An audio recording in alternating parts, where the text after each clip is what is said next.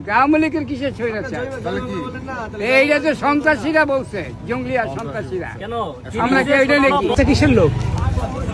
ইংরেজকে পাঠাইছি, ইংরেজকে আবার কার লোক? আমি বাঙালি, আবার কার লোক? জয় বাংলা। হ্যাঁ, তা আমার দেশ হলো বাংলাদেশ।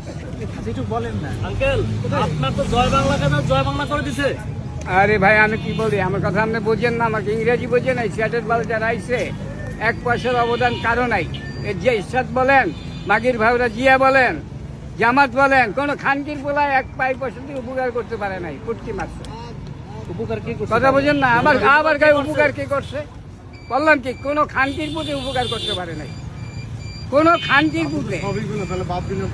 আবার আমি বাঙালি, একটা বাদ আছে, জয় বাংলা। একটা বাদ দিলেন কেন?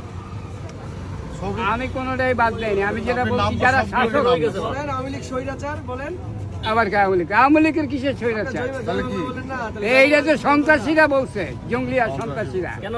আমরা কি ওইটা নাকি? আমি কি ওইটা? আমি একটা ভোট কেন দিতে পারি না?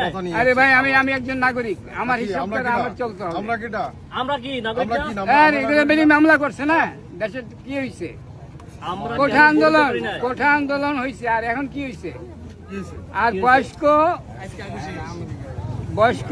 ওই যে ইবারা, মানে এদের বয়স্ক 2 বছর বাড়াইতে হবে। আমরা জানি এইটা, আমরা এইগুলো এই যে দেখতেছি, এইগুলো আমরা জানি না।